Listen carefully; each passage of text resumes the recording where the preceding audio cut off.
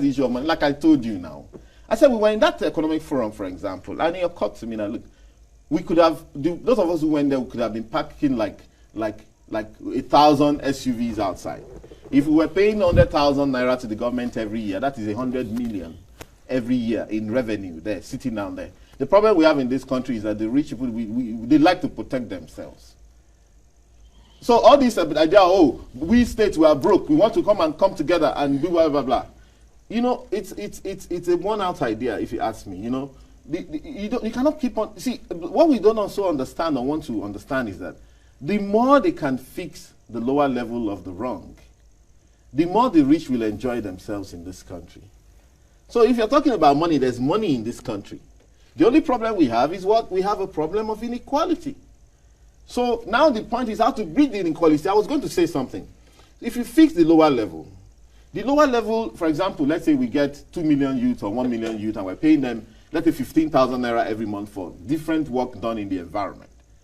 In a place like Dubai, you not only plant grass, you maintain grass, you plant flowers, you maintain the flowers, you plant trees, you maintain the trees.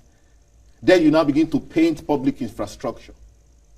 Then you deploy some into some paramilitary, whatever, to protect the environment. That is how you do safety. When you take the youth out of the equation and sort them out, crime will reduce. And that is part of what's called financial inclusion. You put money in their pocket, right? Crime will reduce. And no, that's the best way of curbing the poverty that we have, because for each youth you pay, you are touching his family.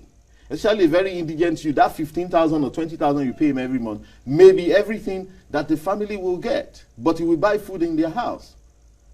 Then for every 5 youth you are employing, that is 1 graduate employment you are creating. How can we be talking of power and all these other arcane issues when we haven't even tidied up our house? How do we get global respect back when the world knows that we live in fields? What is the big deal about it? It was done in 1983. I don't see why it shouldn't be done now. We're not saying that we should be caning people on the street. We can actually do it a little bit better now and a little bit more humane. And that's the way to start from. So where do you start from? My own view is declare you want to have a program. We've done many fascinating Nigeria, this and that. But this time, be very practical. We are working towards giving the world the cleanest, the safest, the most organized country in Africa. Then channel your resources towards that. We neglected the environment, we neglected the youth, match the two together and see the magic that happens. When the youth have the money, they buy from local manufacturers. Those are the ones that will buy 2,000 naira shoe. You can buy your Christian Louboutin for 600,000 naira in Paris. Nobody will say you shouldn't buy your thing in Paris. Go and do it. But these youth are the ones that will buy 2,015 shoe and they'll be good with it.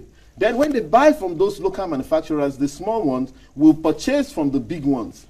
The real problem we have now is that the gap, the very rich are interacting with the rest of the world. They are not interacting with the poor. I know people who live in Lekki, which is a fast developing area and so on, who, even some of them are Yoruba people, they can tell you the number of years since they went to the mainland, except they're going to the airport. They don't want to have anything to do with Isolo, willy-nilly. So tell me, how much of the trickle down are you getting from all the new skyscrapers coming up in VI and in Lekki and what have you? Very little. There are many billionaires, trillionaires in this country. Okay, but the point is that, is he reaching down? No. How do you diversify? How do you create universality in an economy? How do you pull each other up? Sometimes I want to feel like deliberately we just want to have a class society. That the guys who have managed to make it just want to keep the rest of the guys down there. And then you bring a religion and then begin to tell them, okay, don't worry, you can make it, you can make a billion, you can make a billion as well. Ignoring the space in between. There's a very comfortable space in between being very poor and extremely rich. There's a very good, comfortable space which people should aspire to, if you ask me. Let's take sectors now. You know, the big are Greek, just like you said. The past administration took pride that agriculture was well diversified.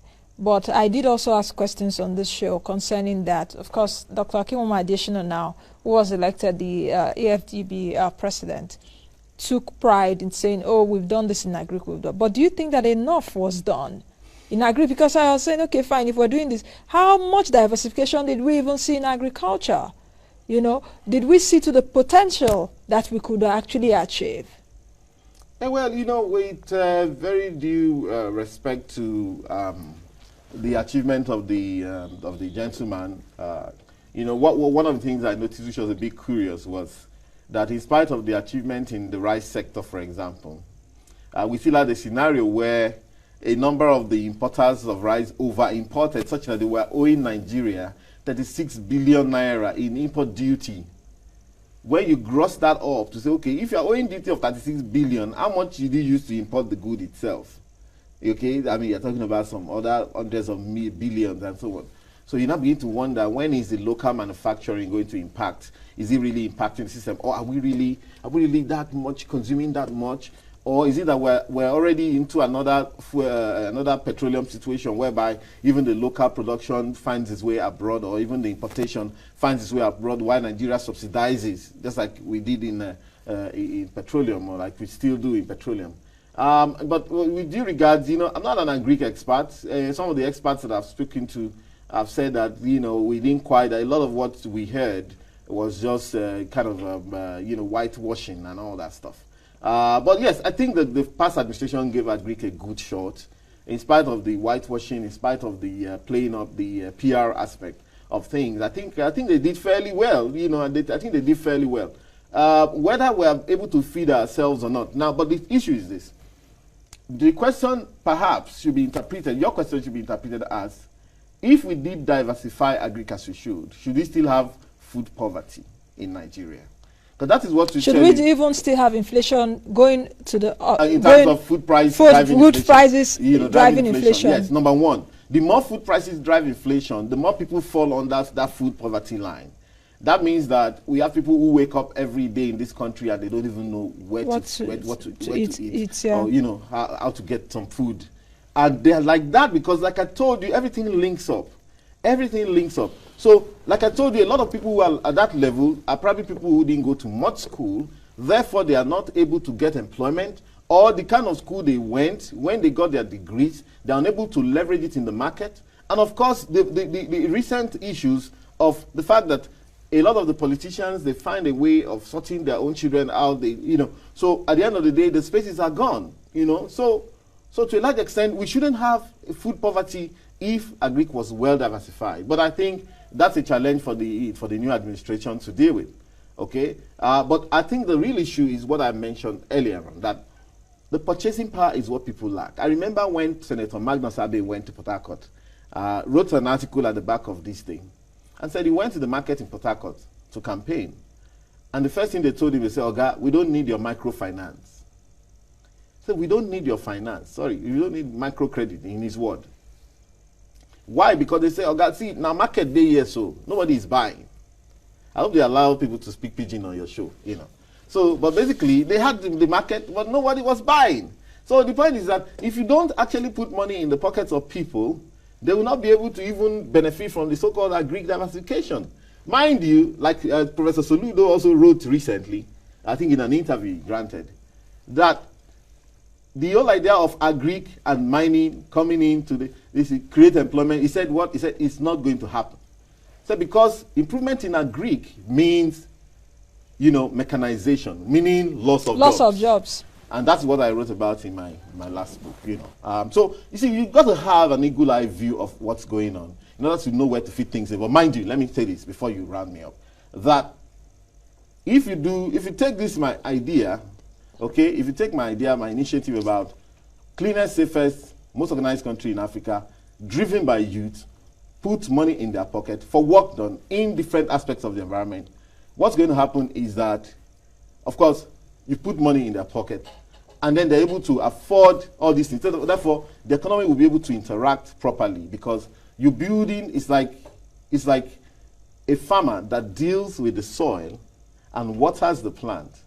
Rather now, what I see is a scenario where we are like farmers who were trying to polish the leaves on the tree, and then we wonder why the tree is not bringing off. Okay, in closing, and I want you to answer in just a minute, because we have about 2 to 3 minutes to end the show. The state governors, they're actually in Abuja. Of course, I listened to some of them yesterday. States are owing salaries about 18 to 23. What's the way forward? They're asking for bailout, and I'm asking them, from where? You are asking who for bailout, please? Who are you asking for bailout? A federal government that borrows to pay salaries. Do you even have the moral justification to come to Nigerians and tell them our states are in quagmire and we're asking for bailout? Come on, gentlemen. You know. And I'm asking them, who are they taking for a ride? What's the way forward? I mean, why would even someone contest for such a position without actually, if I'm talking about even the new governors, without actually having seen, look, you cannot, a lot of those positions should be contested for out of love for the people. But I'm not sure that is what we're getting. You know, we have a lot of people who, I mean, just see themselves as the new oppressors in town. And of course, bailout has become a big business. I'm sorry, yeah, the last administration, the campaign funding for them, you could see the people who were donating money to them, that people will come together and say, let's put 500 million together. You could see that a lot of people, their businesses were in distress. For example, the real estate sector. The real estate sector in Abuja were waiting for these 500 senators and reps to come in so that, but the number of houses that are vacant in Abuja is perhaps more than 5,000. I don't know, except each one wants to buy 10 of them. So about the state governors, what breaks my heart is that they had technocrats working with them. What breaks my heart is that they saw this coming. What breaks my heart is that we don't have sincerity, and even that there's more problems coming. So even if they were bailed out now, what about in the future? Are we going to talk about the feeding bottle, capitalism or federalism, whereby everybody comes to collect money in the center? However, what I'm saying is that my idea, which I've put forward some of it today, can actually only be driven from the center. Lagos tried it. I was very near where Governor Fashola lived. Okay, I was in Net Building, and I was taking some wonderful pictures from the 26th floor.